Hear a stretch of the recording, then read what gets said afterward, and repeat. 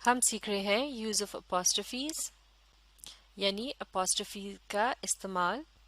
और अपॉस्ट्रफी क्या होता है? ये पंक्चुएशन का एक निशान होता है जिसे लाइन के ज़रा ऊपर करके इस तरह कॉमा की शक्ल में लिखा जाता है। तो इस वीडियो में हम सीखेंगे अपॉस्ट्रफी विद कॉन्ट्रैक्शंस, यानी कॉन्ट्रैक्शंस के साथ किस तरह से अपॉस्ट्रफी का इस्तेमाल किया जाता है। तो पहले देखते हैं कि कॉन्ट्रैक्शंस क्या होते हैं। जैसे कि ये अल्फाज हैं डू नॉट।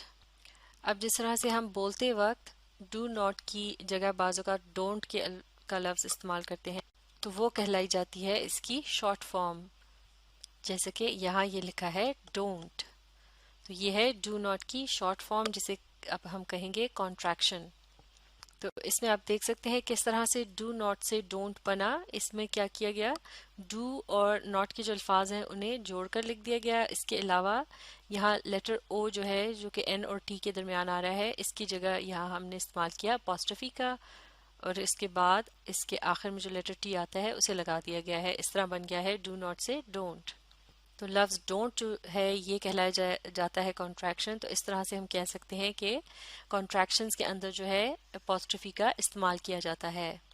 इसी तरह से आई एम की कॉन्ट्रैक्शन है आई एम, और यहाँ भी आप देख सकते हैं किस तरह से इसके दरमियान में अपॉस्ट्रफी का इस्तेमाल किया गया है। इसी तरह से इट इज़, इसकी कॉन्ट्रैक्शन क्या है?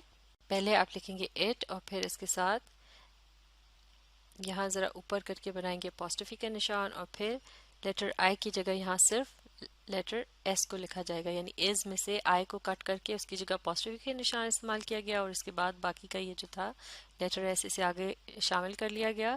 तो ये बन गया इट्स। इट इज़ की कॉन्ट्रैक्शन है इट्स। तो इसी तरह से ये चंद और कॉन्ट्रैक्शंस हैं, जैसे डजंट जो डज नॉट से बनी है, इसी तरह से इट्स इट इज़ से बनती है। इसी तरह से ये अगली कॉन्ट्रैक्शन है, इसको टिस पढ़ा जाता है, ये भी इट इज़ की कॉन्ट्रैक्शन है, यानी ये इट इज़ के अल्फाज से मिलकर बनी है, लेकिन अब की बार इट और इज़ को जोड़ने के बाद शुरू का जो लेटर आया है उसकी जगह यहाँ अपॉस्ट्रफी का इस्तेमाल किया गया है, तो ये बन गया है टिस। इसी तरह से कैनॉट की ये कॉन्ट्रैक्शन है कांट, और यू वुड की जगह यूड जो है कॉन्ट्रैक्शन के तौर पर इस्तेमाल किया जाता है। शुड हैव की जगह शुड हैव, और ब्लैक एंड वाइट की जगह आप यहाँ देख सकते हैं लफ्ज़ एंड के शुरू का ए और उसके बाद का डी, क्योंकि यहाँ से ओमिट किया गया, यानी उसे कॉन्ट्रैक्शन बनाने के लिए निकाल दिया गया है इन दोनों लेटर्स को। तो उनमें से हर एक लेटर की जगह यहाँ पर, यानी जैसे कि ए को ओमिट किया गया था तो उसकी जगह यहाँ एक कॉन्ट्रैक्शन, ये माफ़ कीजिएगा अपॉस्ट्रफी का निशान मौजूद है। इसी तरह से यहाँ से जो लेटर डी ओमिट किया गया था उसकी जगह यहाँ भी एक अपॉस्ट्रफी का निशान लगा दिया गया है। तो इस तरह से बन गया है ब्लैक एंड वाइट। तो कॉन्ट्रैक्शंस का जो है इस तरह से इनके अंदर जो अपॉस्ट्रफी की दुरुस्त जगह है उसका इस्तेमाल सीखना भी बहुत ज़रूरी है, क्योंकि बाज़ औक़ात इस तरह से लोग ये जब अपॉस्ट्रफी के निशान को दुरुस्त जगह पर नहीं लगाते तो ये इनकरेक्ट हो जाता है, यानी दुरुस्त नहीं रहता। जैसे कि यहाँ डजंट की जो कॉन्ट्रैक्शन है वो इस तरह से है कि एन और टी के दरमियान में अपॉस्ट्रफी का निशान इस्तेमाल किया गया है, क्योंकि यहाँ से लेटर ओ को ओमिट किया गया है, यानी उसको नहीं लिखा गया। जबकि ये जो इनकरेक्ट एग्जाम्पल हमने देखी है इसके अंदर अपॉस्ट्रफी का जो निशान है वो लेटर एस और एन के दरमियान लगा दिया गया है, जबकि यहाँ से किसी लेटर को ओमिट नहीं किया गया, जबकि इस अपॉस्ट्रफी के निशान को दरअसल एन और टी के दरमियान होना चाहिए था, जहाँ से लेटर ओ को ओमिट किया गया है। तो लिहाजा अब हम अपॉस्ट्रफी के इस्तेमाल से मुतालिक इस अगले रूल को भी आसानी से समझ सकते हैं।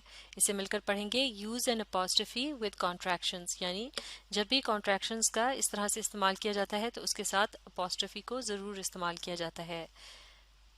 और इसे किस जगह इस्तेमाल किया जाता है आगे पढ़ते हैं। The apostrophe is placed where a letter or letters have been removed, यानी कॉन्ट्रैक्शन के अंदर जिस जगह किसी लेटर को ओमिट किया जाता है, यानी उसको उस जगह इस्तेमाल नहीं किया जाता, तो वहाँ उस जगह पर हमें इस्तेमाल करना होता है अपॉस्ट्रफी का। तो इस तरह से ये था कॉन्ट्रैक्शंस के अंदर अपॉस्ट्रफी का इस्तेमाल। इसे अच्छी तरह से सीखने के लिए आप इस वीडियो को रिप्ले कीजिए और इसके साथ साथ पढ़ने, समझने और लिखकर प्रैक्टिस करने की कोशिश जारी रखिए। अपॉस्ट्रफी के इस्तेमाल से मुतालिक चंद और अहम उसूलों को हम अगली वीडियो में सीखेंगे।